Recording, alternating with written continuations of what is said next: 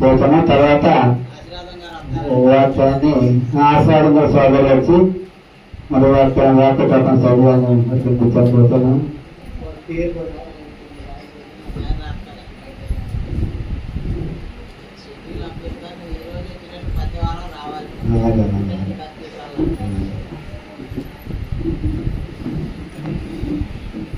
ఇరవై కీర్తన ఫస్ట్ నుంచి సాగించారు. కీర్తనలు 20వ గ్రంథం అండి. ఆపత్కాల మందు యెహోవా నీకు ఉత్తరమిచ్చునుగాక. యాకోబు దేవుని నామము నిన్ను ఉద్ధరించునుగాక. పరిశుద్ధ స్థలములో నుండి ఆయన నీకు సహాయం చేయునుగాక. సియోనులో నుండి నిన్ను ఆయనను ఆదుకొనుగాక.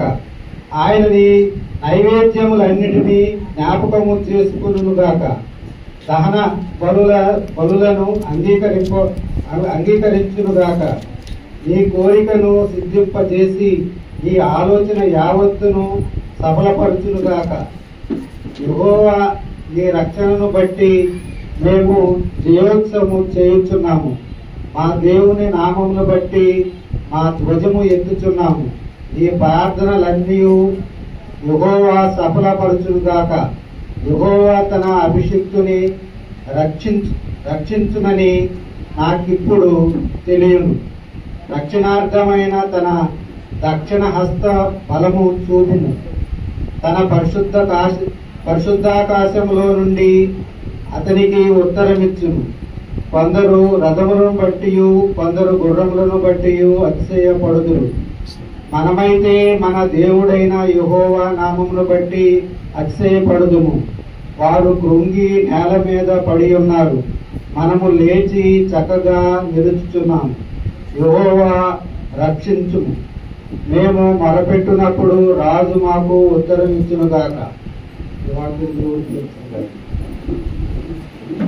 స్తోత్రాలు. జోస్కిల్ గారు ఉన్నారు మధ్యలో. వారు వచ్చి ప్రార్థన చేసే ముందు నేను ఒక వాక్యం చదివి వారికి ఇస్తానండి. నేను 2 తిమోతి పత్రిక 4వ అధ్యాయం సహాయం చేయండి. 2వ వచనము.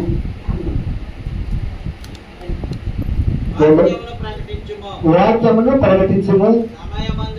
సమయమందును అసమయమందును ప్రయాసపడము. చూడాలి సార్. వాక్యమును ప్రకటించుము. సమయమందును అసమయమందును అంటే అసమయం కూడా ఉంటుందండి. దాన్ని కూడా పాటించాలి మనం. ఉదాహరణ మనకి ఇక్కడ మన మైకి పెట్టి ప్రార్థన చేస్తున్నాం. అక్కడ పక్క వాళ్ళు వీరంత మైక్ పెట్టొద్దని అన్నారనుకోండి, మరి మనం ఏం చేయాలి? మీ అంటే చేద్దాం అంటే వాళ్ళకి అభ్యంతరమే కదా. ఆ సమయం దాన్ని కూడా మనం పాటించాలి. అది కూడా మనకు అవకాశం ఇవ్వాలి. మనం అంతా ఉంటాయి కదా. ప్రకటించము. సమయమందు అసమయమందును ప్రయాసపడాలి. వాక్యాన్ని పడితే ప్రయాసపడము. సంపూర్ణమైన దీర్ఘశాంతముతో ఉపదేశించుచు ఖండించుము, గద్దించుము, బుద్ధి చెప్పుము. ఇక్కడ 3 పనులు ఉంటాయండి. అయ్యగారు మనం చేస్తున్నారు. ఏం చేస్తారు? వాక్యాన్ని ఎందుకనగా ఉపదేశించుచు ఖండించము, గద్దించము, బుద్ధి చెప్పు. ఖండిస్తారు, గద్దిస్తారు, బుద్ధి చెప్తారు. ఈ 3 చేస్తారు. ఇంటి దగ్గర మన పిల్లల్ని అలా చేసిన పని ఏం చేస్తాము? ఖండిస్తాము, గద్దిస్తాము, అవసరంతో శిక్ష కూడా చేస్తాం. అలాంటప్పుడు అప్పుడే ఆ పిల్లలకి ఏమొస్తుంది? ఒక క్రమశిక్షణ అనేది వస్తుంది.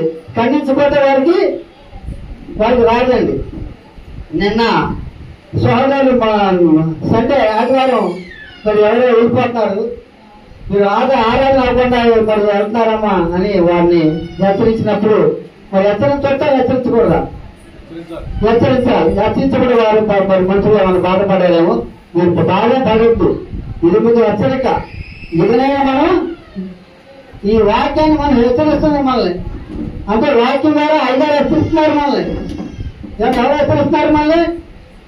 వాక్యం అది దేవుడే వచ్చమని మీరు అట్లా చేయకూడదు, తప్పు చేయకూడదని అందరూ ఎవరు వాక్యం ద్వారా ఎవరో ద్వారా మనం హెచ్చరిస్తారు. హెచ్చరించడం మనం దాన్ని ఏం చేసుకోవాలి? దాన్ని తప్పుగా మనం దాన్ని తీసుకోకూడదు. ఇది నీ చేసిన నీ తప్పుకి పొరపాటుకి నన్ను గద్దిస్తున్నారు అని మనం దాన్ని ఏం చేసుకోవాలి? మనం అనుసరించుకోవాలి. అది మన జీవితానికి ఉపయోగపడుతున్నాను. ఖండిస్తారు, గద్దిస్తారు, గుర్తు చెప్తారు. ఇంకొకటి ఉంది, ఇంకో సంకల్పం కొంచెం తొలుగుతారు గారు. జనులు ఎలా ఉండాలంటే ఏమంటే ఎందుకనగా జనులు హితబోధం సహించరు. హితబోధ అంటే మంచి బోధ, ఆరోగ్యకరమైన బోధ. ఎందుకంటే జనులు హితబోధను సహింపక దురద చెవులు గలవారై తన స్వకీయ దురాచారాన్ని అనుకూలమైన బోధకులు కావాలి. పోగు చేసుకుంటారు. నవ్వించాలి, కవించాలి, ఉల్లాసింపజేయాలి. ఈ మధ్య ఇటుపోయి మీరు చూశారు, కోయ కోయ కోయ కోయారే కోయ కోయ కోయ పాట వచ్చింది చూసారా? ఎంతమంది చూశారు? వాడు వాక్యం చెప్తున్నాడా? వాక్యం చెప్తున్నాడా? కోయి కోయి కోటి కోయి ఆయన కోడి కోసి పెట్టాలి. ఆడికి ఈ బాధ వాడిని కోరుకుంటున్నారు, వాడిని కోరుకొని నీటిగా కోరుకుంటున్నారు. వాక్యం ఉంది అక్కడ. ఆయన కోరుకొని వేలు కష్టపెట్టి ఆయన పిలిపించుకుంటున్నారు. ఎవరు? జనులు. హితబోధ అక్కర్లే వాళ్ళకి. ఎందుకంటే చెవులు ఏం కావాలి? నవ్వించాలి, వాళ్ళకి కవించాలి, ఉల్లాసంగా ఉత్సాహంగా. ఉల్లాసం ఉండాలి, ఉత్సాహం. ఇక్కడ ఉల్లాసంగా ఉత్సాహంగా ఉంటాకి కాదని మనుషున్నారు. మనం వచ్చింది దేని వాక్యాన్ని మనం వినాలి, నేర్చుకోవాలి, వాక్యాన్ని మనం హృదయంలో నింపుకోవాలి, వాక్యసారంగా మనం జీవించాలి. అందుకే అన్నాడు వాక్యంలో ప్రకటించము అంటే సమయమందును అసమయమందును ప్రయాసపడము. ఒక మన పౌరు గారి విషయంలో మనం చూసినప్పుడు ఆయన అంటాడు, వినియో కాక నాకు సంఘం నన్ను కూర్చి నాకు చెంత దినజన్మగా వస్తున్నది అన్నాడు. అప్పటికాలం మనం అది వాటితో నేను చూసి చదివినప్పుడు నాకు చాలా బాధ అనిపించింది. నేను ఎన్నో కష్టాలు పడ్డాను. సముద్రంలో మరి ఉండాను, ఉపవాసంతో ఉండాను, బట్టలు లేకుండా ఉండాను, అలాగే చలికి నేను వచ్చుకున్నాను. ఒకటి తక్కువ 40 దెబ్బలు నన్ను కొట్టాడు, 3 సార్లు కొట్టారు. ఒకసారి చనిపోయాక నన్ను చంపొచ్చి ఊరు కొట్టి ఈడ్చేశారు. ఆ కుక్కకి తాడు కట్టి, అంటే కుక్క చనిపోయినప్పుడు కుక్క తాడు కట్టి మనం ఏం చేస్తాం? ఈడ్చుకెళ్తాం. అట్లా ఈడ్చారంట ఆయన. ఈడ్చారు. అయినా ఇల్లు కాదు, నాకు బాధ అనిపించలేదు. వీటి గురించి నాకు బాధగా లేదు. కానీ సంఘం గురించిన బాధ నాకు దినదిన కలుగుతున్నాను అనే మాట అయినప్పుడు నాకు చాలా దుఃఖం, బాధ అనిపించింది. మా సోదరులు అయ్యగారు మళ్ళీ శుక్రవారం వచ్చారంట. మరి ఆయన ఒక మాట అన్నారంట.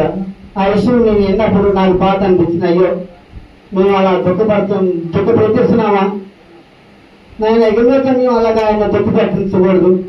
ఏంటో దుఃఖం?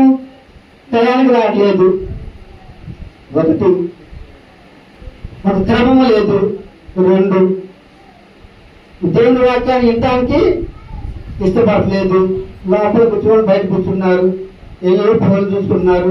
3 బయట వాళ్ళు ఎవరు వచ్చినప్పుడు అయ్యగారిని ఏంటి అయ్యగారు మన సంఘంలో మీ సంఘంలో కొంతమంది ఇలా ఉన్నారు అని అన్నప్పుడు ఆయన బాధపడుతున్నా లేదా? మన పిల్లలు ఉన్నారనుకోండి, ఉదాహరణ మనం చూసుకుందామండి.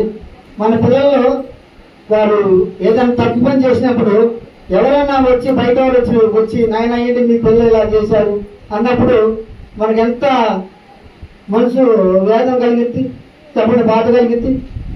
మనం ఎవరి పిల్లలు? మన ఎవరి పిల్లలు? దేవుని పిల్లలు. ఇక్కడ మనందరినీ మనందరినీ ఎప్పుడు సమకూర్చి దేవుని వాక్యం చెప్పారు ఎవరు? సహోదరులు. ఆయన వచ్చి అప్పుడు యేసుప్రభు వచ్చి అప్పుడు వాక్యం ద్వారా ఎవరు చెప్తున్నారు? సహోదరులు చెప్తున్నారు. మరి ఆయన మాట మనం వినాలి ఏమంట? ఏ మాట వినాలి? వాక్యసారంగా ఉండండి అంటున్నారు. వాక్యాన్ని మీరు అనుసరించున్నామా? మీరు ఏంటండి? దేవుని వాక్యాన్ని మీరు అనుసరించండి, వాక్యం మీ జీవించండి, మీ బ్రతుకులు మార్చుకోండి. అమ్మ ఏం చెప్తున్నారు? మన బ్రతుకులని మార్చుకోండి అని చెప్పి చెప్పే మరి మనం వినాలా వినొద్దాం. అయితే నాకు చాలా ఈ విషయంలో నాకు చాలా వేదన కలిగింది, నాకు చాలా మంచి బాధ కలిగింది. ఎందుకంటే ఆయన మేము అలాగే రాకపోకుండా ఉండటం వల్ల ఆయన దుఃఖపెడతాం కాదు, కానీ ఆయన దుఃఖపెడుతున్నాం ఆల్రెడీ, నిన్ను కూడా దుఃఖపెడుతున్నావు ఆయన అని నాకు మంచి బాధ కలిగింది. దయచేసి నేను ఫస్ట్ లో ఈ రోజు వచ్చినప్పుడు అయ్యగారు నాకు అక్కడ నాకు అప్పుడు కొన్ని వందరాలు అవుతాయి, అయ్యగారు అంటే వందరాలు అన్నారు. నీ ప్రాణం చేస్తానయ్యా, నువ్వు పేరు నీకు అన్నారు, చేయండి అయ్యా అన్నాడు. అయ్యా ఎగిరించి నువ్వు ఇటువంటి బట్టలు అమ్మదు కాబట్టి ఎగిరించి నువ్వు బట్టలు అమ్మొద్దు, నువ్వు స్వార్థపోయింది అంటున్నాడు. సరే, మంచి పని చెడ్డ పని ఏమండి? ఆ పని మంచిదా చెడుదా? సరే సరే నాయన నన్ను ఆయన మాటకి లేదు చెప్పడానికి లేదు. అంటే నాకు కొన్ని ఉండే సమస్యలు ఉంటాయి, ప్రతి ఒక్కరికి ఏదో ఒక సమస్య ఉంటుంది, ఉంటా ఉండదమ్మా చెప్పండి. ఇక్కడ చెప్తా సమస్య లేని వారు లేరు, ఉన్నారా? ఉన్నారా చెప్పు. మనుషులే కాదు, ఆ దేవుడు కూడా ఉంది సమస్య, ఉందా లేదా? ఆ దేవుడికి ఏ సమస్య ఉందా అని మీరు అనుకోవచ్చు. చెప్పే నా సమస్య ఏంటో, ఏ సమస్య ఉంది ఆయనకి? మనకంటే మన మానవ ధైర్యంతో ఉన్నాం కాబట్టి మనకు సమస్యలు ఉంది. మరి ఆయనకి ఎందుకున్న సమస్య? ఎందుకున్న సమస్య చెప్పండి, ఎందుకుంటా అంటే ఆయన సమస్య ఉంది. ఏది సమస్య అంటే నా పిల్లలు నా మాట ఎట్లయితే, నా బిడ్డలు నేను చెప్పినట్టు ఎట్లయితే ఆయన దుఃఖం కలుగుతుందా లేదా? మరి సమస్య కదా ఏమంటే ఇగనిచ్చేనా మనం వాక్యాన్ని మనం అనుసరిస్తామండి. వాక్య మన జీవితం అనుకున్నప్పుడు దయచేసి బయట ఎవరు కూర్చోవద్దు. దయచేసి ఎవరు అమ్మ మీకు సెల్ ఫోన్ ఉంటే మీరు ఆ ఫోన్ పక్కన పెట్టేయి, ఇటుకెలా చూసుకోండి. మీ ఫేస్బుక్లు, మీ వాట్సాప్లు, మీ యూట్యూబ్లు చూసుకోండి. చూడండి, ఏదో చూడొద్దు, దేని వాక్యం చూసుకోండి, వాక్యం వినండి. యూట్యూబ్ లో కూడా వస్తుంది, మన క్రిస్టియన్ గురించి వాక్యాలు వస్తుంది, యూట్యూబ్ లో వస్తుంది. మన అయ్యగారు ఇప్పుడు వాక్యాలు వస్తున్నాయి, మన జాస్పట గారు వాక్యాలు వస్తున్నాయి, విజయవాడ నుంచి మా రక్తకిషోర్ గారు క్రిస్టియన్ కూడా అండి. మరి వేరే బాధలు ఇదే మళ్ళీ మన మైండ్ ఇదైపోయింది. మన క్రిస్టియన్ బాధలే కట్టంగా ఉంటాయి, క్రిస్టియన్ బాధలే దేవుని వాక్యాన్ని అనుసరించి ఉంటాయి, క్రిస్టియన్ బాధలే మన హృదయానికి మెచ్చుకునేలాగా ఉంటాయి. ఆనాడు ఆది అపోస్తలులు కూడా ప్రార్థన చేసినప్పుడు అపోస్తల కార్యంలో 2వ అధ్యాయంలో 3,000 మంది స్టార్టింగ్ అయినప్పుడు వారు ఏం చేశారు? ఇక్కడ వాక్యం చదవండి ఒకసారి. ఆ వాక్య పేతురు యోహానులు వారికి చెప్పినప్పుడు వారి హృదయంలో నొచ్చుకునేది అని మాట్లాడు. చూడండి 2:37 అండి, అపోస్తల కార్యం 2:37.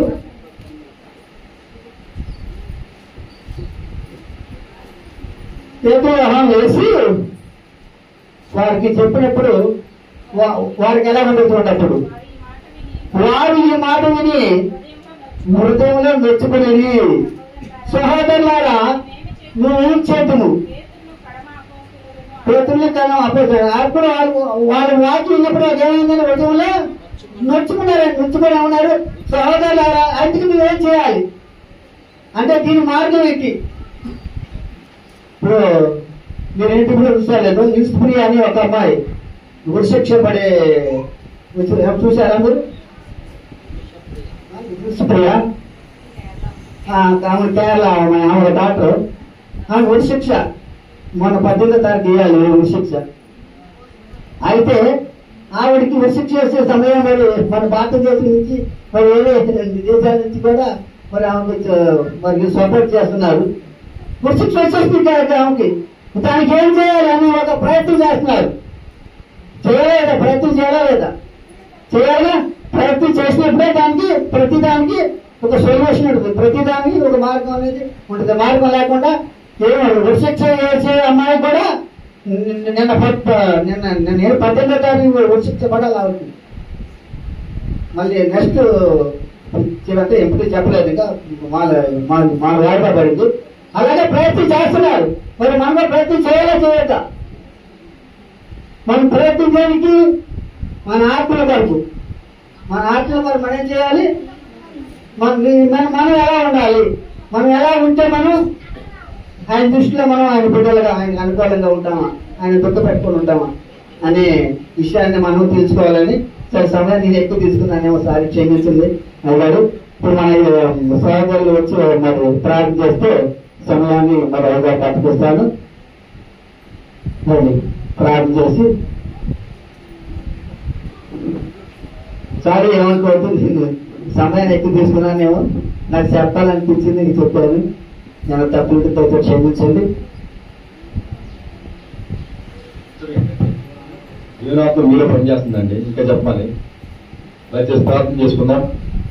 ప్రభు పరిశుద్ధ ప్రేమ దయగల మా తండ్రి, గత వారం నుంచి నాయన ఈ వారం వరకు మమ్మల్ని అందరినీ కాచి కాపాడి సజీవుల లెక్కలో ఉంచిన ఆయన నిజమైన దేవుడిని ఆరాధించినట్టు గొప్ప భాగ్యం ఇచ్చింది కూడా స్తోత్రం. ఆయన ఇటు భాగ్యం లేని బిడ్డలు ఎందరో ఉన్నారు ఆయన, కాబట్టి ఆయన నిజమైన దేవుని గురించి తెలియని వాడు ఎందరో ఉన్నారు ఆయన. కాబట్టి ఆయన మరి సమయమందు అసమయమందు ఎప్పుడైనా సరే నాయన, సమయం కాకపోయినా ఇది సమయం కాదు అని లేదు, దీనికి ఎప్పుడైనా సరే చెప్పడమే సువార్త, చెప్పడమే ఏకంగా ఎప్పుడైనా చెప్పడమే.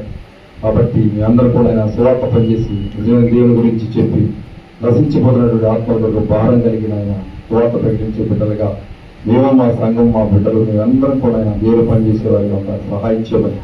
మరి ముఖ్యంగా ఆయన ముఖ్యంగా రావాల్సిన బిడ్డలు ఆయన వాళ్ళందరూ కూడా త్వరగా రావడానికి సహాయం చేయండి ఆయన. మేమందరం సమయాన్ని పాటించే బిడ్డలుగా ఉంటానికి సహాయం చేయాలి.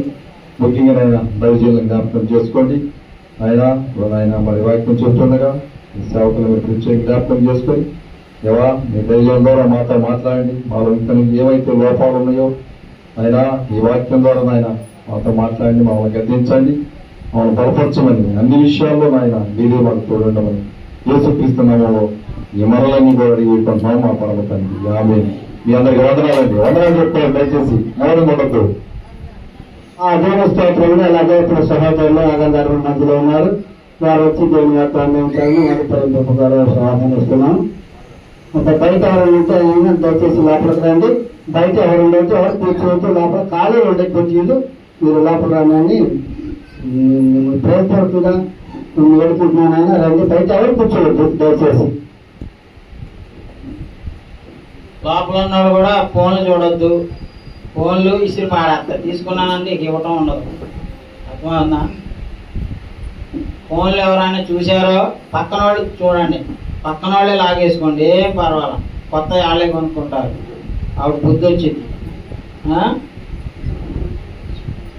బయట నుంచి వచ్చిన వాళ్ళు వాళ్ళు చెప్పి వాళ్ళ అయ్యగారు చెప్తే వాళ్ళు నాకు ఫోన్ చేసి అడుగుతున్నారు, ఏంటి మీ సంఘంలో ఫోన్లు చూస్తున్నారంట, వాక్యం వింటలేదంట, ఏంటి మీ సంఘంలో గేమ్లు ఆడుతున్నారంట, ఫోన్లలో బయట ఏమో తిరుగుతున్నారంట, అల్లరంట అని అడుగుతున్నారు.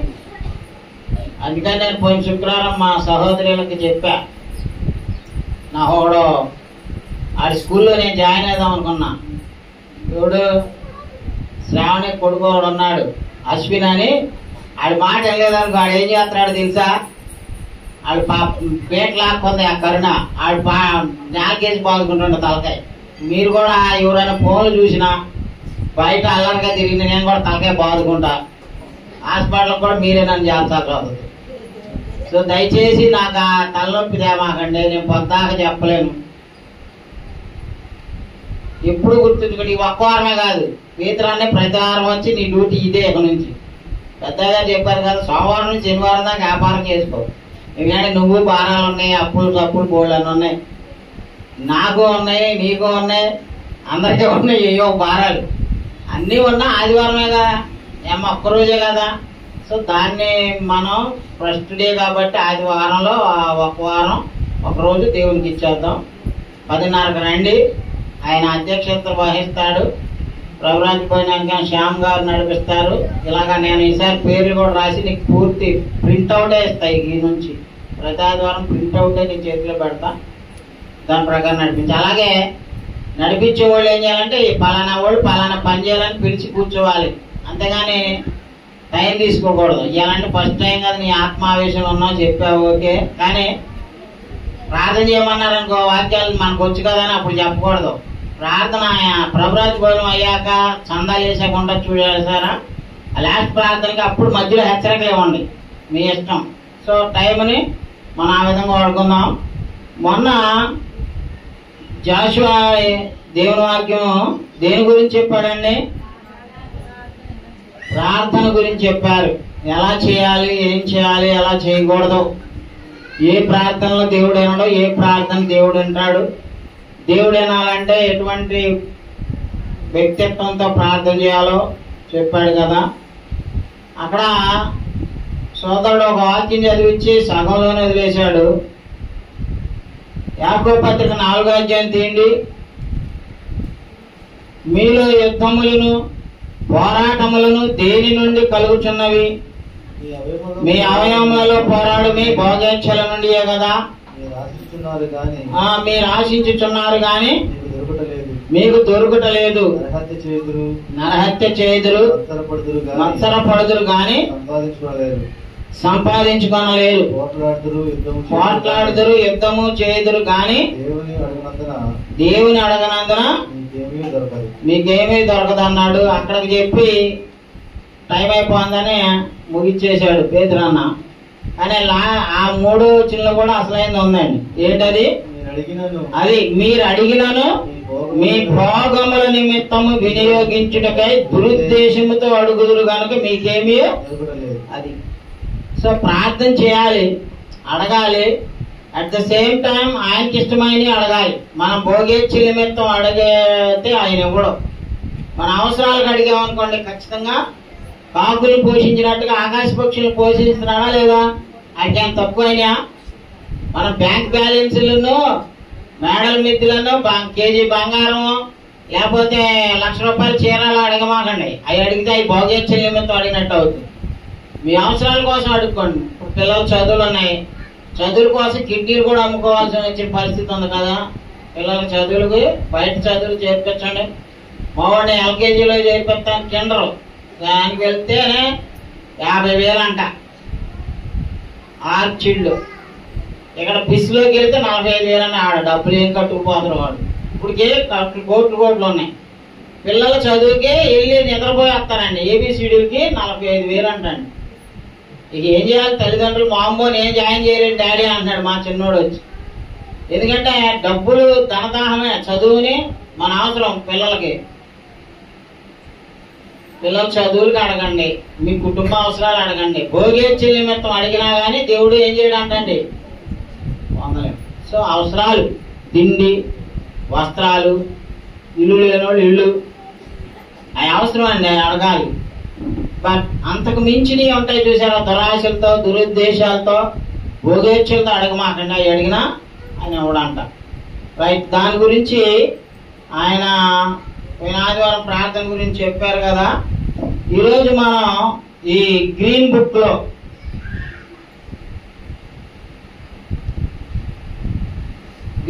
తీయండి, 17వ పేజీ తీయండి. మనం బాప్తిస్మం యొక్క అంశాలు తెలుసుకున్న పోయిన ఆదివారం, అంతకుముందు వారం. ఈరోజు ఇంకో పాఠాన్ని నేర్చుకుందాం. ఇది మీ అందరూ నేర్చుకోవాలండి, మీ అందరూ తెలుసుకోవాలండి. ఏం పాఠం అండి అది? What is the church of the Bible. ఏమా ఈ అంశం పేరేంటి? అందరి దగ్గర ఉన్నాయా ఈ బుక్స్? మీ అందరి దగ్గర చూడండి. మరి ఇంకెవరికైనా లేకపోతే అది అక్కడ ఉన్నాయి, తీస్తారు పిల్లలు తెచ్చి. సంఘం, బైబిల్లో ఉన్న సంఘం ఏది? సంఘానికి నిర్వచనం ఉంది. అదేంటంటే, సంఘము అనే పదము కొత్త నిబంధనలో ఎక్లేషియా అనే గ్రీక్ పదం నుండి వచ్చింది. దాని అర్థం ఏంటంటే పిలువబడిన వారు. ఏమా మనం ఏంటండి, వీఆర్ కాల్డ్ అవుట్ పీపుల్, పిలువబడిన వారం. ఎక్కడి నుంచి ఎక్కడికి పిలిచారు దేవుడు? 2వ దశలోనికాయలు 2:14 చూడండి. అక్కడ మనం పిలువబడ్డాం. పాపపు లోకములో నుండి బయటకు పిలువబడి క్రీస్తులోనికి చేర్చబడిన వారు అన్నమాట క్రీస్తు సంఘం అంటే. సోషల్ క్లబ్స్ ఉన్నాయి, గోల్డెన్ క్లబ్స్ ఉంటాయి, గోల్డెన్ సంఘాలు, కుల సంఘాలు ఉంటాయి, లేకపోతే స్పోర్ట్ అకాడమీస్ ఉంటాయి. ఏమా లయన్స్ క్లబ్ ఉంది, రోటరీ క్లబ్ ఉంది, అలాంటి బోల్డ్ సంఘాలు ఉంటాయి. ఇది మనం ఉన్నటువంటి సంఘం అలాగా కాదు. It is called out people. పాపపు లోకములో నుండి బయటకు పిలువబడి క్రీస్తులోనికి చేర్చబడటానికి పిలువబడ్డాం అన్నమాట. చదవండి 2 దశలోనికేయులు 2:14. మీరు ఇలాగున రక్షింపబడి మన ప్రభు అయిన యేసుక్రీస్తు యొక్క మహిమను పొందవాలని ఆయన మా సువార్త వల్ల మిమ్మల్ని పిలిచాను. అది ఎలా పిలిచాడండి? సువార్త ద్వారా పిలుస్తున్నాడు. ఒక సువార్థికుడు వచ్చాడు, నూజివీడు కోర్సు ప్రసాదరావు గారు.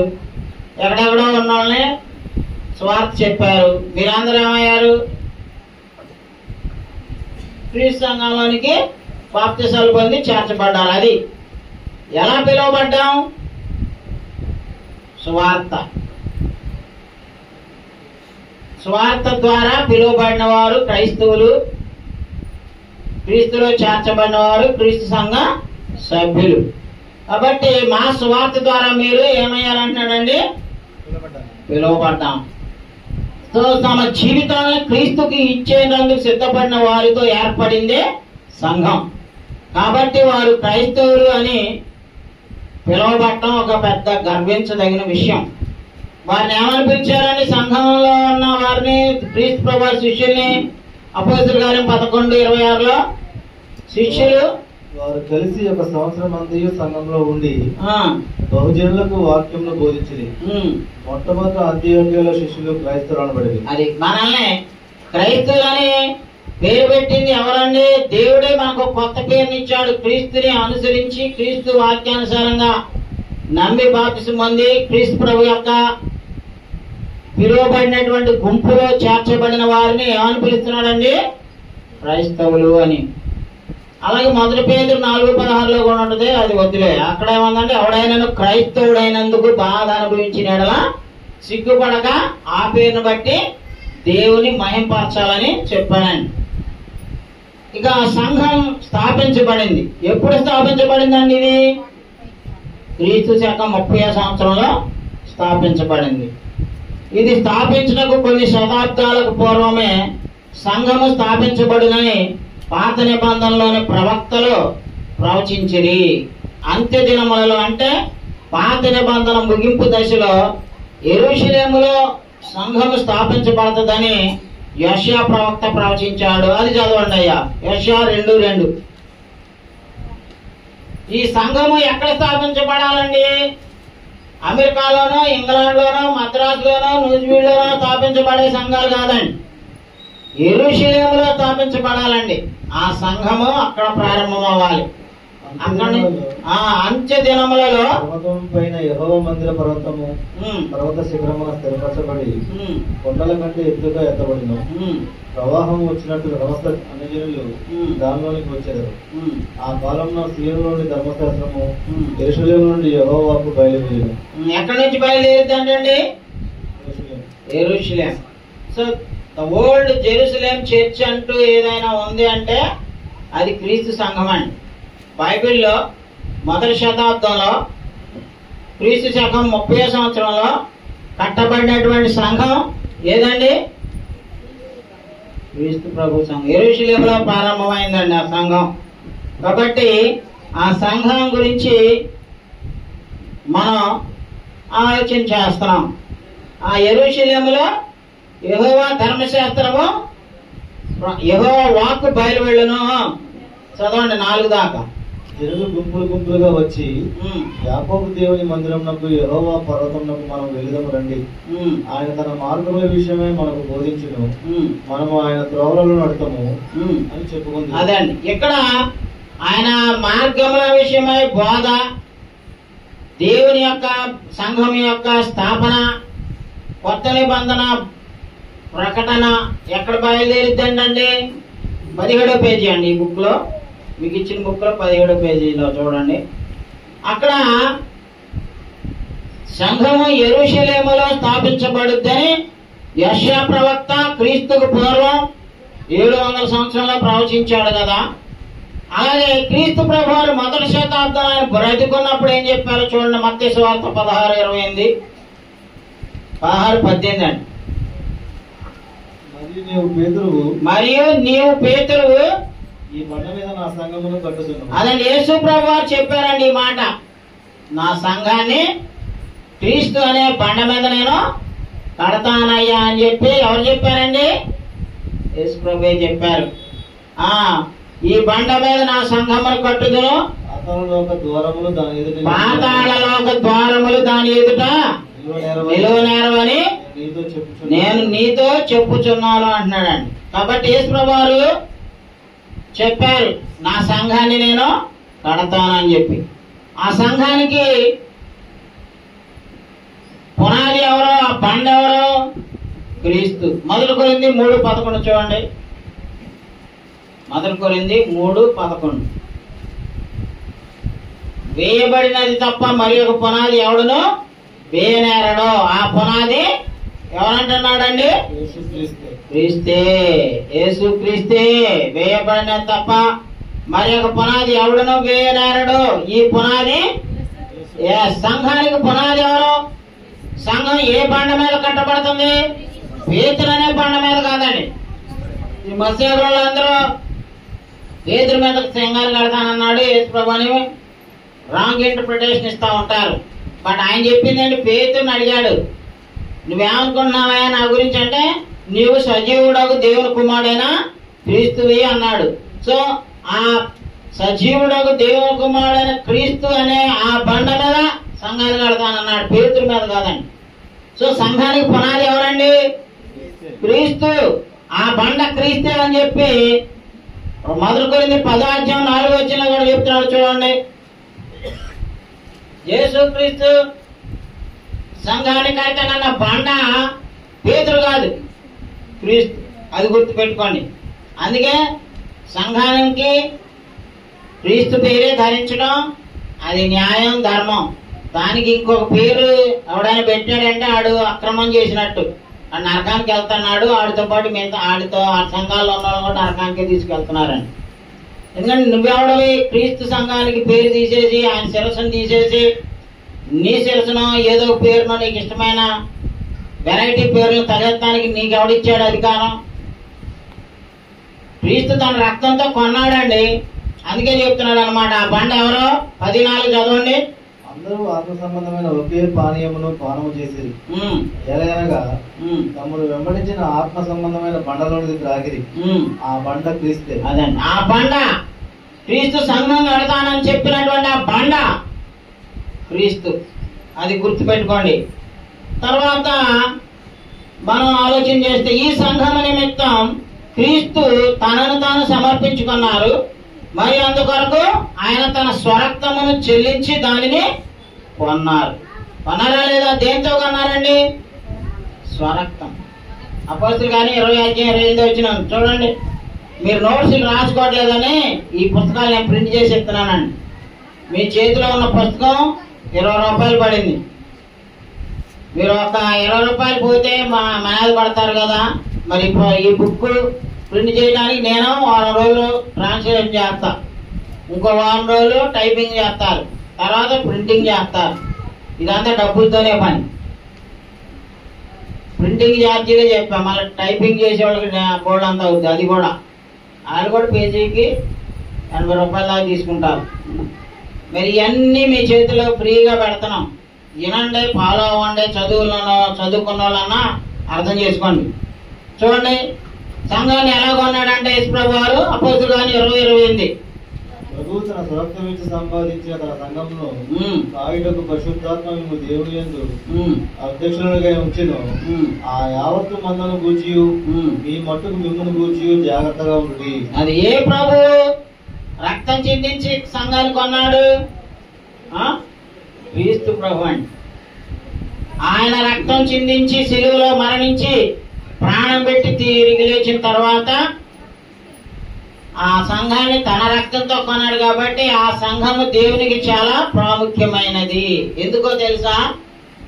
ఈ సంఘాన్ని స్థాపించడం కొరకు, ఈ సంఘాన్ని ఏర్పాటు చేయడం కొరకు, ఈ సంఘాన్ని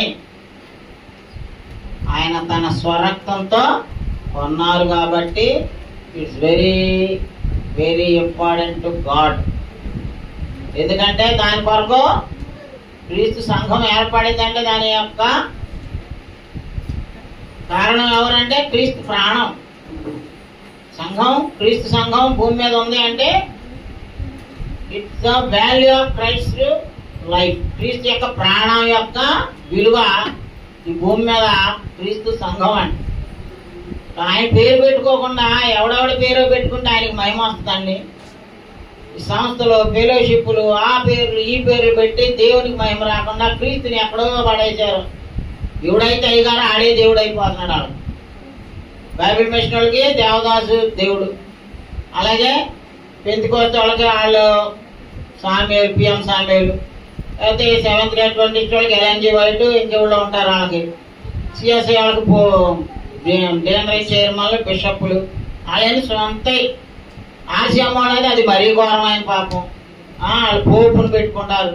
వాళ్ళు యేసు ప్రభునేమో చిన్నపిల్లలాగా మరియమ్మ సంఖలో పెడతారు, మరియమ్మనేమో దేవుడి కింద ఎగ్జాల్ట్ చేస్తారు. సో ఇవన్నీ వీళ్ళు ఎవరైనా రక్తం కార్చారా? ఒక అయ్యగారన్నా ఒక రక్తం కార్చి సంఘాన్ని కడతాడా? లేదు. కాబట్టి దేవుడు తన స్వరక్తం ఇచ్చి సంపాదించాడు. ఆ రక్తం యొక్క విలువే సంఘం. ఆ రక్తంలో కొనబడిన వారమే మనం. ఆ సంఘాన్ని వాగ్దానం చేశాడు. యేసుక్రీస్తు పునరుద్ధరణ అయిన తర్వాత 50 రోజులకి పెంతెకోస్తు పండగ నాడు ఈ సంఘం ఆవిర్భవించిందండి. ఇప్పుడు అపోస్తలుల కార్యాలు 2వ అధ్యాయంలోకి రండి. వాళ్ళు సంఘాన్ని స్థాపించడం కొరకు వాళ్ళని దేవుడు పరిశుద్ధాత్మ శక్తితో నింపారండి. ఆ పరిశుద్ధాత్మ శక్తితో నింపబడిన వారు ఆ దేవుని యొక్క సంఘ ఏర్పాటుకు అవసరమైనటువంటి వాక్యాన్ని ప్రకటించడానికి దేవుడు వారిని పరిశుద్ధాత్మతో నింపాడు.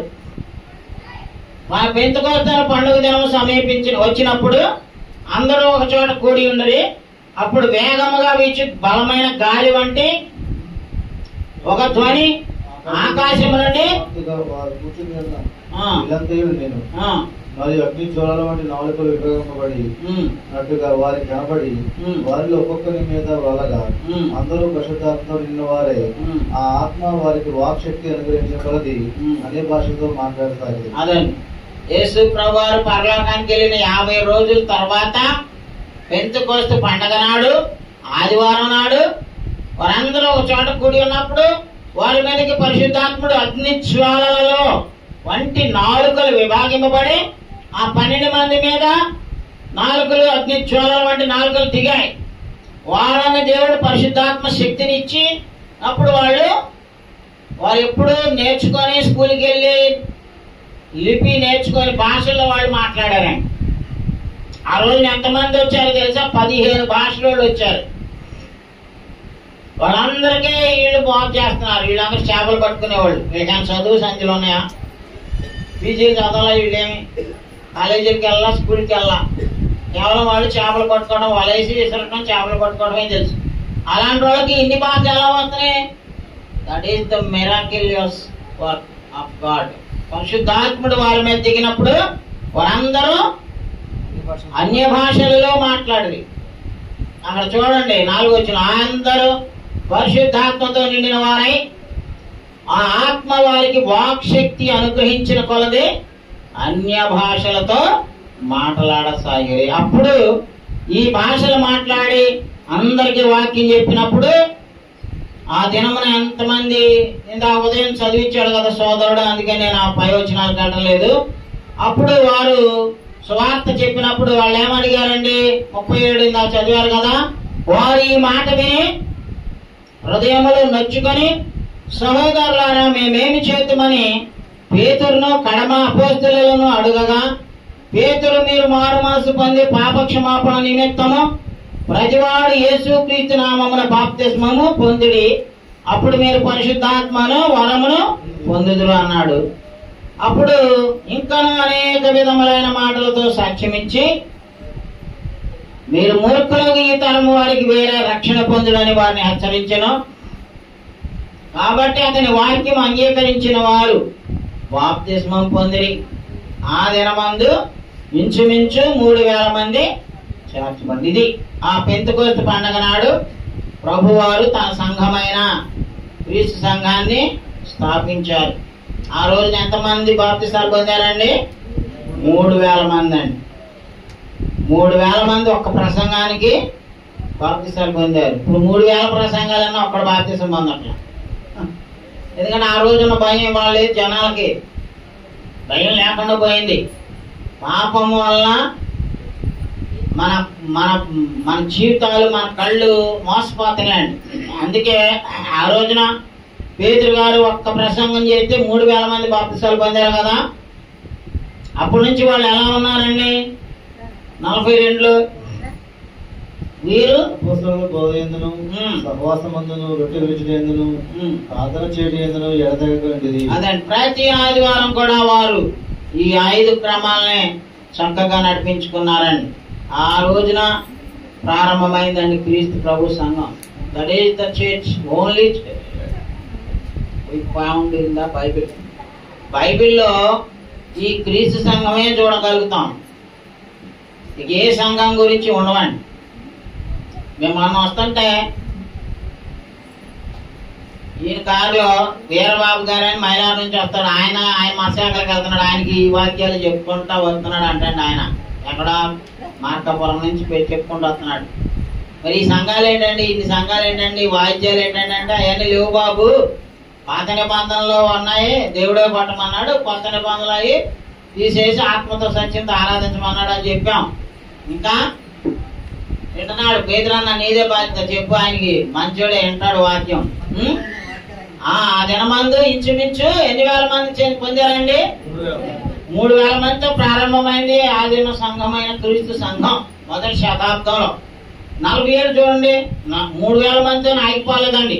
రోజు బాప్తిసాలు పొందుతూనే ఉన్నారు. రోజు సంఘం పెరిగిపోతా ఉంది, వేలు ఆనందముతోను నిష్కపటమైన హృదయముతోను ఆహారం పుచ్చుకొచ్చుండేది. మరియు ప్రభు రక్షణ పొందుతున్న వారిని అనుదినము వారితో చేర్చుండేను. అదండి, ప్రభు ఏం చేస్తున్నారండి? రక్షణ పొందుతున్న వారిని అనుదినము ఆ క్రీస్తు ప్రభు స్థాపించిన సంఘంతో చేర్చుతున్నాడండి. ఆయన బిడ్డలను వేరే మత్స్యాఖలో చేర్చట్లా. ఇప్పుడు ఆ సంఘం ఈ సంఘం అని పోలేని వేలాది మత్స్యాఖలు ఉన్నాయి. మన రక్షణ పొందితే క్రీస్తు ప్రభు తన సంఘంతో చేర్చుకుంటాడండి. ఇలాగా చిన్నపిల్లలకు బాప్తిసాలు ఇచ్చి పుట్టంగానే ఆయన క్యాథలిక్ కింద చేస్తున్నారు, లేకపోతే జ్ఞానస్నానం అని సిఎస్ఐ వాళ్ళు ఆడ సంఘ సభ్యుడు అని చేసుకున్నారు. వాళ్ళు పుట్టిన కాడ చచ్చేదాకా అందులోనే ఉండేలాగా వాళ్ళు వేసేస్తారు, ఒక కచ్చి వేసేస్తారు కాళ్ళ మీద. ఇక వాళ్ళు చచ్చేదాకా సత్యం తెలిసినా వాళ్ళు రాలేరు. మా సంఘం మా తాత ముత్తాతలు అనుకుంటా, పుట్టుక్రైస్తవులు అనుకుంటా ఆ భ్రమలో బతుకుతారు, నరకానికి వెళ్తారు. పుట్టుకు దేవుడో క్రైస్తవుడు ఆడండి. నేను పాస్టర్ గారినైనా సేవకుడినైనా నా పిల్లలైనా బాప్తిసం పొందకపోతే క్రైస్తవులు అయ్యే ప్రసక్తి లేదు. ఎవరైనా సరే the only process for the birth in Christ, క్రీస్తులో మన పుట్టుకకి ఒకటే ఉంది. అది ఎంత ప్రధానమంత్రి అయినా అమెరికా ప్రెసిడెంట్ అని నమ్మి బాప్తిసం పొందిన వాడికే రక్షణ. ఇంకా దానికి సబ్స్టిట్యూషన్ అంటే ఏమీ లేదండి. కాబట్టి సంఘాన్ని మనం ఐడెంటిఫై చేయడానికి దేవుడు మనకు అవకాశం ఇచ్చాడు. ఎఫెసీ పత్రిక 1వ అధ్యాయం 22వ వచనం చూడండి. మీకు ఇచ్చిన పుస్తకాల్లో కూడా ఉన్నాయి ఈ రెఫరెన్స్లు అన్ని. ఎఫెసీ 1:22. మరియు సమస్తమును ఆయన పాదముల క్రింద ఉంచి సమస్తము పైన ఆయనను సంఘానికి శిరస్సుగా నియమించాడు. అది సంఘానికి శిరస్సు ఎవరు? ఫెలోషిప్లు కాదు, సంస్థలు కాదు, అయ్యగారులు కాదు, అమ్మగారులు కాదు. The head of the church is Christ. అర్థమవుతుందా? ఆయన్ని ఎవరు నియమించారు సంఘానికి శిరస్సుగా? తండ్రి అయిన దేవుడు.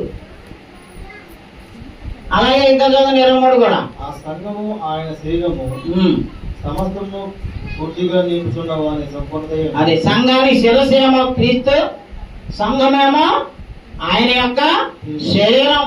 ఇది పొలిటికల్ బాడీ కాదు, మతపరమైన బాడీ కాదు, ఒక గ్రూప్ కాదు. It's a body that belongs to Christ.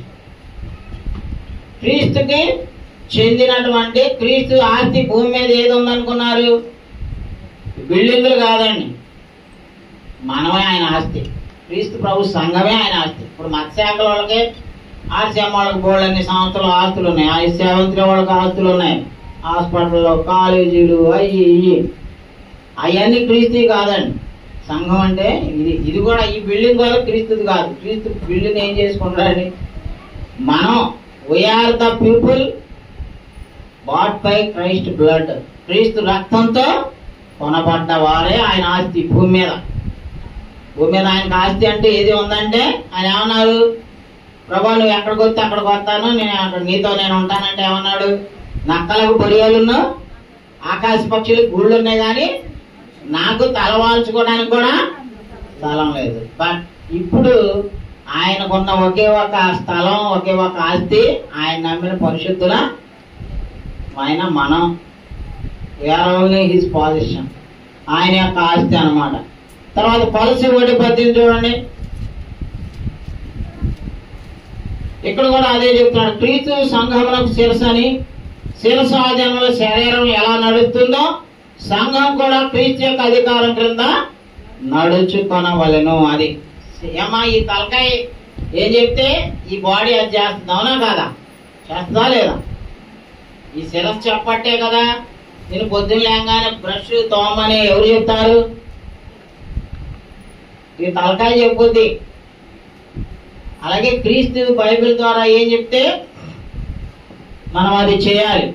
ఆ సంఘమునకు శిరస్సు క్రీస్తు. ఆ సంఘానికి రాజు ఎవరు? మన ప్రకటన 19:16 చూడండి. ప్రకటన గ్రంథం 19:16.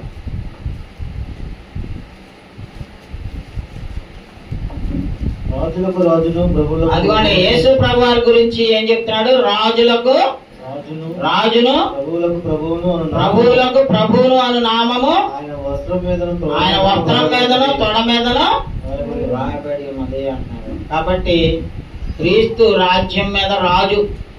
సంఘము క్రీస్తు యొక్క పెండ్లి కుమార్తె అండి.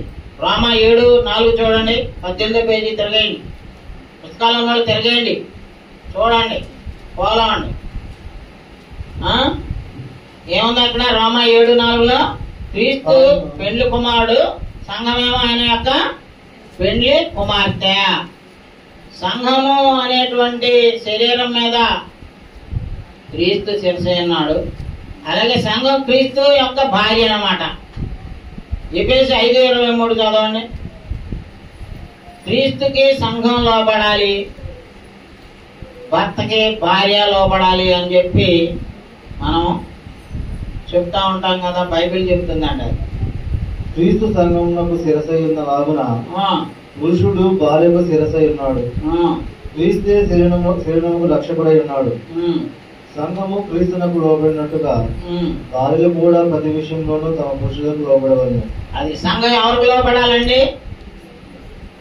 క్రీస్తుకు లోబడాలి. క్రీస్తుకు లోబడటం అంటే బైబిల్ నూతన నిబంధనలో వాక్యాలు ఏం చెప్తే అది మనం పాటించాలి. సో క్రీస్తు సంఘములు అని రోమాపత్రిక 16:16 ఉంది చూడండి.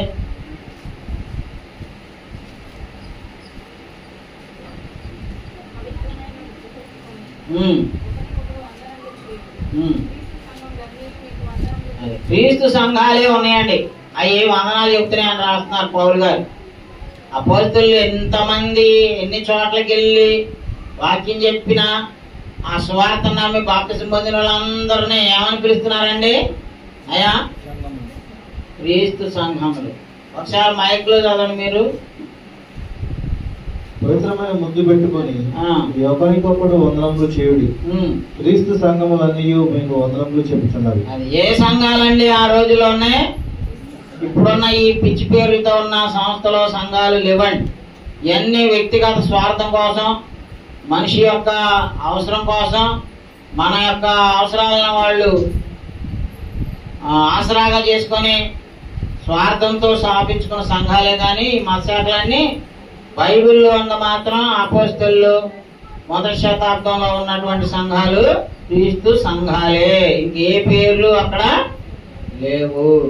మనం సంఘ ప్రభుత్వ నిర్వహణ గురించి మనం డీటెయిల్డ్ గా చదివాం. పెద్దల గురించి, పరిచారకుల గురించి అక్కడే ఆగిపోయాం.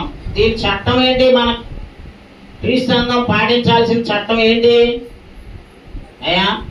పాత నిబంధన కాదు. పాత నిబంధన ధర్మశాస్త్రం మోషే ద్వారా ఇవ్వబడింది. అది కేవలం యూదులకే, కేవలం ఇశ్రాయేలీయులకే.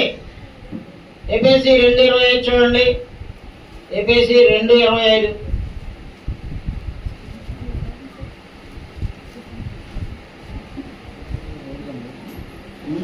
ఎఫెసీలో 2:25 అది 22 కాదు. ఆయనలో మీరు కూడా ఆత్మ మూలంగా దేవునికి నివాస స్థలమైనటకు, అది ఆయన యొక్క బిడ్డలుగా మనం కట్టబడుతున్నాం. ఆయన మనకి సువార్త అనేటువంటి దేవుని వాక్యం అనేటటువంటి ఒక కొత్త నిబంధన చట్టాన్ని ఇచ్చాడు. మనకి జీవానికి భక్తికి కావాల్సిందంతా కూడా దేవుడు ఆల్రెడీ బైబిల్ ద్వారా ఇచ్చేసాడు.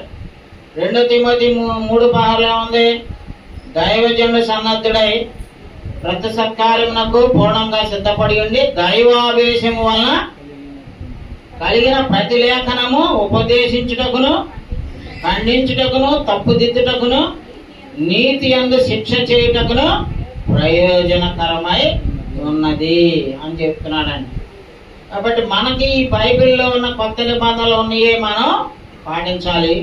మరి క్రీస్తు ప్రభు యొక్క సంఘానికి ప్రవేశించాలంటే ఎలాగా? యేసు క్రీస్తు దేవుని కుమారుడని నమ్మాలి. తర్వాత 19వ పేజీలోకి రండి. మారు మనసు పొందాలి. పాపం నుండి తిరిగి దేవుని వైపు తిరగటం మారు మనసు అంటే. అపోస్తలుల కార్యం 17:30. యేసు క్రీస్తు దేవుని కుమారుడని ప్రభు నోటితో ఒప్పుకోవాలి. రోమా 10:9-10 వచనాలు. తర్వాత పాప క్షమాపణ కొరకు ముంచడం అనేటువంటి బాప్తిజం పొందాలి. చిలకరింపులు, జెండా కింద దోర్చకాలు, గంప కింద దోర్చకాలు, ఇంకా కొత్త అన్ని కనిపెట్టారండి మా సేనోళ్ళు, మహానుభావులు. వాళ్ళు భలే కనిపెడతారు. ఆడికి చదువు ఉండదు, పాడు ఉండదు. దేవుడు నన్ను అక్కడికి వెళ్ళమన్నాడు, ఇక్కడికి వెళ్ళమన్నాడు. ఆడి దగ్గర 1000 మంది ఉంటున్నారు. అబద్ధాలు చెప్పి దేవుడు నన్ను ఇక్కడ పంపించాడని చెప్పి 4 దర్శనాలు, 4 కళలు, 4 మ్యూజిక్లు కొడితే ఆడి దగ్గర 1000 మంది ఉంటున్నారు. మనం ఎంత చదివి ఉద్యోగాలు వేసుకొని సత్యమే బోధిస్తూ ఉంటే మనం కొద్దిమందే ఉంటాం. మరి అది ఈ సత్యమును మనం పాటించాలి, సత్యాన్ని మనం బోధించాలి. అపోస్తలుల 2:47 నాకు చదివాం. కాబట్టి ప్రభువారు తన సంఘానికి చేర్చుకుంటున్నారు. అక్కడే ఆరాధన ఎలా చేయాలండి? పెద్ద మ్యూజిక్లు కొట్టి, పెద్ద వాయిద్యాలు కొట్టి, సినిమా హాళ్లను మించినటువంటి చేస్తున్నారు తెలుసా? చర్చిలకు వెళ్ళి చూడండి, మన సంఘంలో తప్ప నిరాడంబరంగా ఉండేది ఇక్కడే. ఎన్టీఆర్ కాలేజ్ ఎండా ఉన్నాయి, డాములు కొడతారు, గుండెపోటు, గుండె జబ్బులు వచ్చి చస్తారు కూడా ఆ మ్యూజిక్ గోడకి. ఎక్కడ పడితే అక్కడ అన్ని సంఘాల్లో వాయిద్యాలే. కానీ దేవుడే మనం ఎలా ఆరాధించమన్నాడు? అది మనం సంతోషించడానికి చేసేది కాదండి ఆరాధన అంటే. ఆయన చెప్పన్నట్టు చెప్పిందే ఆరాధన అవుతుంది. ఆయన ఏం చేయమన్నాడు? పాడమన్నాడు. కొలసీ 3:16, ఎఫెసీ 5:19. అలాగే హెబ్రీ 13:15 చూడండి. హెబ్రీ 13:15. మనం కీర్తనలతో, ఆత్మ సంబంధమైన పద్యాలతో దేవుని స్తుతించాలండి, వాయిద్యాలతో కాదండి. సంగీతాలంటే music is 2 types, vocal music, instrumental music. ఇక్కడ దేవుడు కోరుకుంటుంది ఆత్మ సంబంధమైన సంగీతం. వాయిద్య సంగీతం అది ఇన్స్ట్రుమెంటల్ మ్యూజిక్. అది బయట ఉన్నటువంటి డ్రమ్ములు, డోళ్ళు, కంజర్లు ఇప్పుడు పౌళ్ళని వచ్చి కేసి కొత్త చాలా వచ్చినాయండి. సంగీతం అంటే నాకు కూడా చాలా ఇష్టం. చిన్నప్పుడు నేను పాటలు పెట్టుకొని డ్యాన్స్ వేసుకునేవాడిని. బట్ దేవుడి దగ్గర నీ ఆనందం కాదు, దేవుడి ఆనందం. దేవుడు కోరుకున్నట్టుగా ఆరాధించాలి. దేవుడు ఏమంటున్నాడు? సమరాయితీతో ఏం చెప్పాడు? దేవుడు ఆత్మ కనుక ఆయన ఆరాధించేవారు ఆత్మతోనూ సత్యంతో. ఆరాధనలో అవి దేవునికి ఇష్టం కాదు కనుక. హెబ్రీ 13:15 ఏమన్నాడు? ఆయనకు మనం జిహ్వ ఫలం అర్పించాలంట. ఏ ఫలం అర్పించాలంటమ్మా? స్తుత్యాగం చేయదము, అది జిహ్వ బలం అంటే ఏంటి? జిహ్వ అంటే ఏంటి? నాలుక ద్వారా స్తుతించాలి. నా నాలుకతో దేవుని స్తుతిస్తాను అన్నాడు. నువ్వు వాయిద్యాలు కొట్టినప్పుడు నీవు పని చేయట్లా, పక్కనున్న డ్రమ్ములు, డోళ్ళు, పంజర్లు, గిలక తప్పట్లో అవి పని చేస్తాయి. అలా ఏ పాట పాడుతున్నారో అర్థం కావట్లా. ఇప్పుడు పెళ్ళిళ్ళకి వాటికంటే వాయిద్యాలు కొట్టుకోవటం అది వేరే విషయం, అది ఆరాధన కాదుగా. పెళ్ళిళ్ళ దగ్గర ఎన్నైనా కొట్టుకో, ఆదివారం ఆరాధనలు మాత్రం అవి నిషేధించబడ్డాయి. 1 కొరింథీ 14:17 ఏమన్నాడు? ఆత్మతో పాడుదును, మనస్సుతో పాడుదును అన్నాడు. ప్రార్థన ఎలాగైతే వాయిద్యాలు కొట్టకుండా ప్రార్థన చేస్తామో, పాటలు కూడా అలాగే వాయిద్యాలు లేకుండా పాటలు పాడాలండి. ప్రార్థన ఆత్మతో మనసుతో చేస్తాం, దేవుడిని అడుక్కుంటాం. పాటలు కూడా అలాగే దేవుని స్తుతించాలని దాని అర్థం. అవి అంతేనా? 1 కొరింథీ 14:15 చదవండి. కాబట్టి ఆత్మతో ప్రార్థన చేతును, మనసుతోనూ ప్రార్థన చేతును, ఆత్మతో పాడుదును, మనసుతోనూ పాడుదును. అదండి, ఈ మనసుతో ఆత్మతో పాడాల్సిన పాటలు క్రీస్తు శకంలో 600 సంవత్సరంలో వచ్చాయండి. మతశాఖల వాళ్ళ దయ వల్ల వాయిద్యాలు వచ్చినాయి. అప్పుడు దాకా ఏ వాయిద్యాలు లేవండి. అప్పుడు దాకా ఏ మతశాఖ లేదు. గ్రీక్ ఆర్థడాక్స్ చర్చ్ అని దాన్ని రోమా చక్రవర్తులు హ్యాండ్ ఓవర్ చేసుకుని రోమన్ క్యాథలిక్ చర్చ్ కింద మార్చారు. ఎందుకంటే వాళ్ళందరూ అన్యులు అంతకుముందు ఏదో దేవుడు బొమ్మలను పెట్టుకుని ఆరాధించుకునేవారు. రాజులను కూడా దేవుళ్ళ కింద ఆరాధించేవాళ్ళు. సో ఇటు వచ్చేసరికి క్రైస్తువులు అయ్యారు. వాళ్ళందరూ ఈ ఆలస్యం పెట్టిన కానించి విగ్రహారాధన మొదలైంది. ఇందులో కూడా వాయిద్యాలు, విగ్రహారాధన, ఆ బొమ్మలు తీసేసి ఈ బొమ్మల్ని ఆడి స్థానంలో పెట్టారన్నమాట. ఎందుకంటే వాళ్ళు అంతకుముందు విగ్రహారాధికులు కదా, ఆ విగ్రహారాధన వదిలేసి ఆ బొమ్మలు వదిలేసి ఇప్పుడు క్రీస్తు పేరు మీద బొమ్మలు పెట్టి చేస్తున్నారన్నమాట. అది దేవుడు కోరట్లేదు. ప్రార్థించాలి. పాటలు, ప్రార్థన. 1 తెస్సలోనికీయుల 5:17 అన్నాడు, ఏడతెగక ప్రార్థించండి అన్నాడు. క్రైస్తవ ఆరాధనకి ప్రార్థన గొప్ప విషయం. ప్రార్థన ద్వారా ఒకరికొకరు ప్రోత్సహించుకోవచ్చు. ప్రార్థన రూపంలో దేవుని ఎడల తమ హృదయ తలంపులను వ్యక్తపరుస్తారు. ప్రార్థన ద్వారా దేవుడు మనల్ని కమ్యూనికేట్ చేసుకుంటాం. సో ప్రార్థన అనేది దేవుడు ఇచ్చిన గొప్ప బ్లెస్సింగ్ అన్నమాట క్రైస్తవుడి. తర్వాత టీచింగ్. ఈ టీచింగ్ కూడా ఏం బోధించాలి? అది పోయే పాట పాడినట్టుగా డ్యాన్స్ వేసుకుంటా, వాళ్ళ అందమైన మేకప్ వేసుకొని వచ్చి చెప్తా ఉంటారు, రకరకాలైనవి చేస్తూ ఉంటారులేండి. విచిత్ర విన్యాసాలు, జిమ్మిక్కులు, వాక్యం చెప్పరాడు. ఆదివారం ఆరాధనలో బైబిల్ తీసి వాక్ చేయాలి. బైబిల్లో ఎచ్చట బైబిల్ పలుకుద్దు అక్కడే పలకాలి. ఎక్కడ మౌనంగా ఉంటే అక్కడ మౌనంగా ఉండాలి. అంతే తప్ప ఎలా పడితే అలాగ మనం చేయకూడదండి. వాక్యమే ఎక్కడ బోధించినట్లా ఏం బోధించాలంటండి? దైవోక్తులే బోధించాలి. నీ ఇష్టం వచ్చినటువంటి సొల్లు కబుర్లు, స్వార్థంతో నీ సెల్ఫ్ నిన్ను నువ్వు ప్రకటించుకోకూడదండి. నా గురించి నేను డబ్బా కొట్టుకోకూడదు, ఏ మనిషి గురించి చెప్పకూడదు. క్రీస్తు వాక్యమే చెప్పాలి. మన వ్యక్తిగత అనుభవాలు చెప్పుకోవడానికి ఇది మన ఇష్టం వచ్చింది కాదండి. ఈ డయాస్, ఈ స్టేజ్, ఈ సంఘం క్రీస్తుది. సో ఇక్కడ నుంచి క్రీస్తు మాటలే వెళ్ళాలి. నా సొంత మాటలు, సొంత కవిత్వం, సొంత కల్పిత బోధలు చేసామనుకో నేను శాపగ్రస్తున్నదో మీరు పరలోకానికి వెళ్ళరు. కాబట్టి ఒకడు బోధించితే ఏం బోధించాలంటండి? దేవుని వాక్యం ప్రకటించాలి. ఇందాక కూడా 2 తిమోతి 4:2 ఏమన్నాడు? వాక్యమును ప్రకటించమన్నాడు. ఏమన్నా అంతేనా? పౌలు గారు తిమోతికి చెప్పింది వాక్యం ప్రకటించమన్నాడా? కలబొలి కబుర్లు, దర్శనాలు, అబద్ధాలు, మోసాలు ప్రకటించమన్నాడా? ఇవాళ మత్స్యాకుల్లో అబద్ధాలు, కలబొలి కబుర్లు, దర్శనాలు, కళలు ఇవే చెప్తారండి. వాక్యం రాదు వాళ్ళకి, వాక్యం చెప్పరాడు. సో వాక్యాన్ని బోధించుకోవాలి. సత్యములోనే నడవాలి. సత్యమందు నడిస్తే సంతోషం అండి. చూడండి 3 యోహాను పత్రిక 3-4 వచనాలు చూడండి. అందులో ఒక అధ్యాయమే ఉంటది. యోహాను రాసిన 3వ పత్రికలో 3-4 వచనాలు చూడండి. నీవు సత్యమును అనుసరించి, అదిగోండి, నీవు నా పిల్లలు 3 నుంచి చదవండి. నీవు సత్యమును అనుసరించి నడుచుకుంటున్నావు కనుక ఆ, సహోదరులు వచ్చి ఉమ్, ఈ సత్య ప్రవర్తన గురించి సాక్ష్యం చెప్పగా ఉమ్. విని బహుగా సంతోషించింది. అదండి, దేన్ని అనుసరించి నడుచుకుంటున్నారని సంతోషిస్తున్నారంటండి.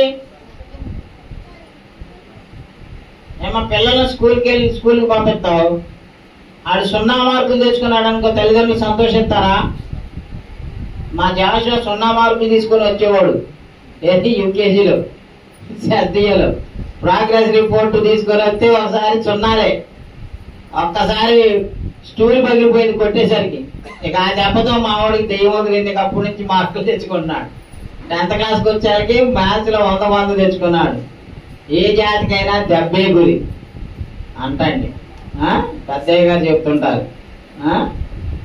అలాగే సత్యమంది నడుచుకుంటే సంతోషం అండి. మార్కులు బాగా వచ్చినాయి, సంతోషిస్తున్నాం. మార్కులు రాలేదనుకో తిండి పెడతాం. అబ్బా, షాకులు, స్టైలు, బెల్టులు, షూలు కొత్త మళ్ళీ మొగుళ్ళు ఊరుకోరు పెళ్ళాలు. వాళ్ళకి ఏం తక్కువ, వీళ్ళు తిన్న స్కూల్లో చదివి వస్తున్నారు లేదో చూసుకోరు, అది ముఖ్యం. మన ఎన్ని మార్కులు మనం పెట్టే వేలు ఏంటి, ఆడికి ఎన్ని మార్కులు వస్తున్నాయి, ఆడి చదువుతున్నాడా లేదా, ఈ ముఖ్యం. ఒకళ్ళని చూసి ఒకళ్ళు మరి అందువల్ల సంతోషం కలుగుతా తల్లిదండ్రులకి. మంచి చదివి ప్రయోజకులు అయితే గొప్పతనం అప్పుడు వచ్చింది. ఇప్పుడు స్కూల్లోకి వెళ్తామంటే స్కూల్లో పంపిస్తాను, ఇంగ్లీష్ మీడియం వాళ్ళు పోసుకుంటారు గొట్టలు. నారాయణ, చైతన్య, న్యూజిలాండ్లో కూడా బోర్డులు ఉన్నాయి. ఇంగ్లీష్ మీడియం స్కూల్స్ అన్ని గొట్టలే. ఇక జూన్ జూలై వచ్చిందంటే పట్టపక్కాలు ఉండవు. మనం మన ఎదలు పోవాలి పిల్లల కోసం. మరి అంత డబ్బు ఖర్చు పెట్టి చేర్పిస్తాం. వాళ్ళు మంచి మార్కులు తెచ్చుకుంటే సంతోషమా, 0 తెచ్చుకుంటే సంతోషమా? ఇప్పుడు దేవుడికి కూడా సంతోషం సత్యాన్ని అనుసరించిన వాళ్ళని బట్టే సంతోషం. అసత్యం దగ్గర 1,00,000 మంది ఉండొచ్చు, that's not pleasing to God. దేవుడిని అవి సంతోష పెట్టావు. ఈ బైబిల్ మిషన్ వాళ్ళ దగ్గర, మాసేకుల దగ్గర వేల మంది ఉంటారు.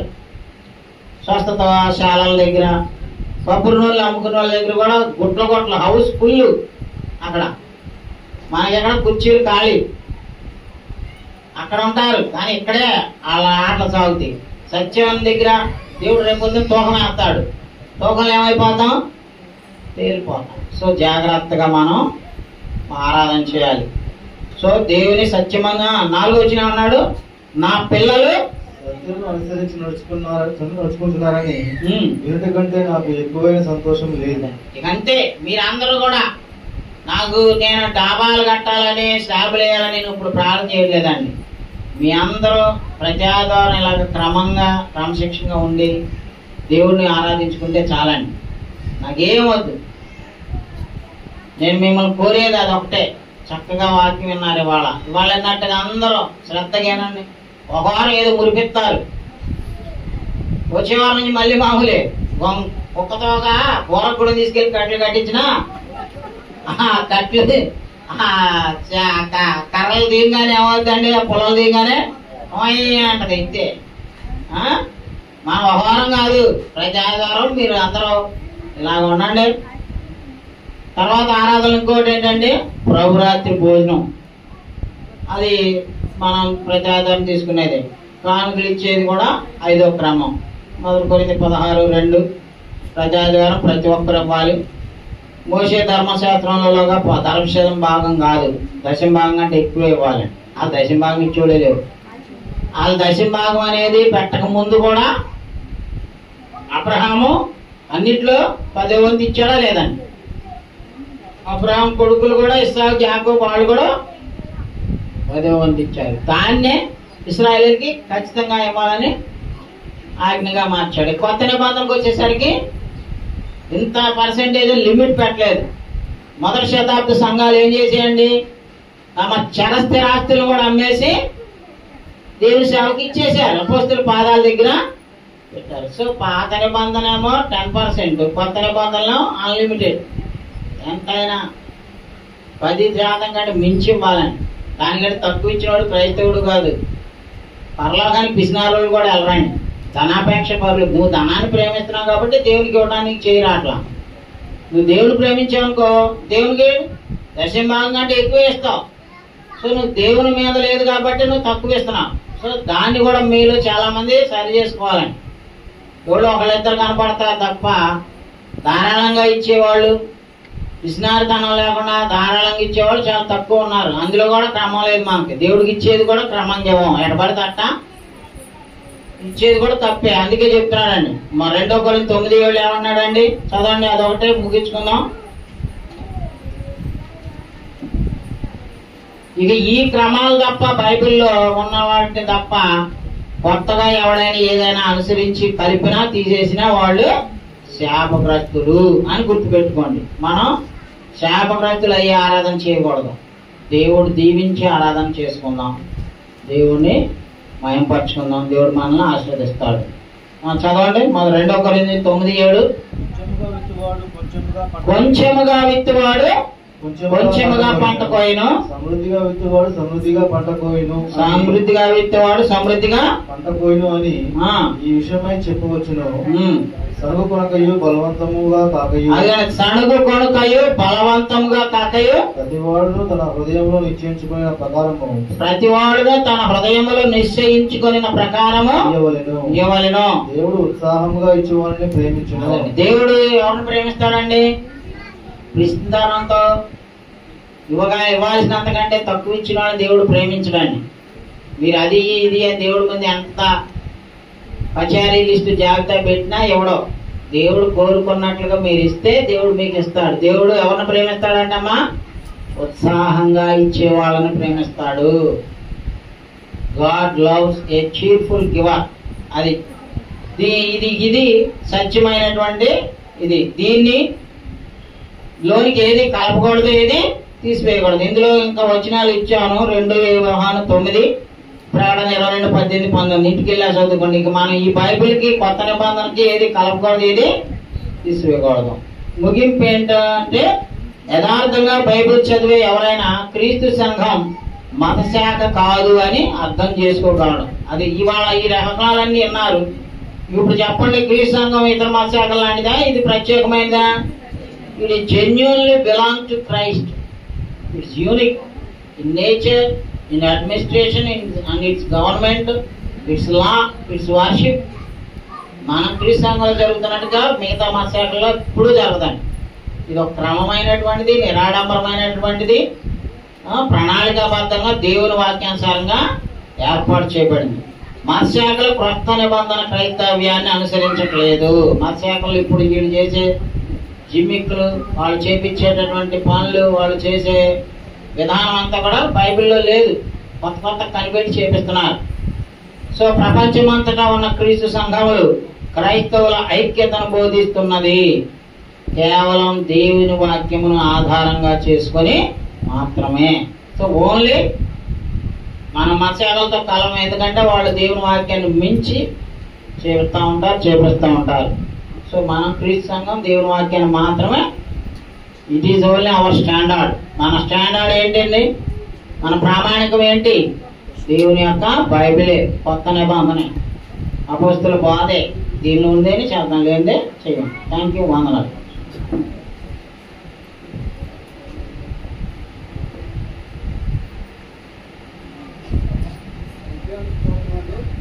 ఇక అందరికి వందనాలు.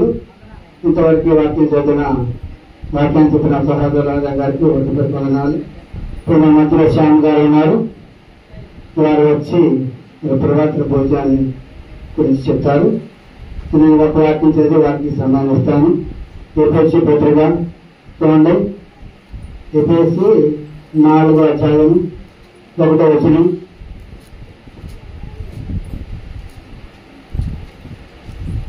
ఎపిఎస్సి 4:1.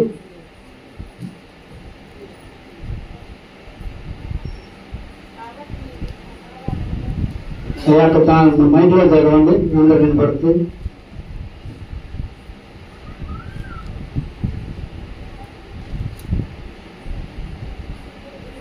ఎపిఎస్సి 4:1.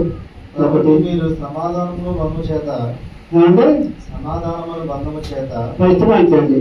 కాబట్టి మీరు సమాధాన బంధము చేత ఆత్మ కలిగించు ఐక్యమును కాపాడుకుంటూ శ్రద్ధ కలిగిన వారై ప్రేమతో ఒకరినొకరు సహించుచు మీరు పిలువబడిన పిలుపునకు మీరు పిలువబడిన మనం ఏ పిలుపు పిలువబడి నీకంతా తెలిసింది కదా ఇది చెప్పగలనా మీరు పిలువబడిన పిలుపునకు తగినట్లుగా దీర్ఘశాంతంతో కూడిన సంపూర్ణ వినయముతోను సంపూర్ణ భయముతోను సాత్వికముతోను నడుచుకునేవాళ్ళని ప్రభువును బట్టి ఖైదీనైన నేను మిమ్మల్ని బతిమాలుకొంచున్నాను. అది అపోస్తలుడైన పౌలు గారు అంటున్నారు. మేము కూడా కోరుకునేది అదండి, సహోదరులు ఆదాం గారు కోరుకునేది మీరు ప్రేమ కలిగి ఐక్యత కలిగి సమాధాన బంధం కలిగి ఐక్యత కలిగి ఉండాలని కోరుతున్నాం. ఇంతవరకు వాక్యం చెప్పిన సహోదరులు ఆదాం గారు వందనాలు. మధ్య శ్యామ్ గారు ఉన్నారు, వారు వచ్చి తరువాత భోజనానికి మరి వారి వాక్యం చదువు ఇస్తారు.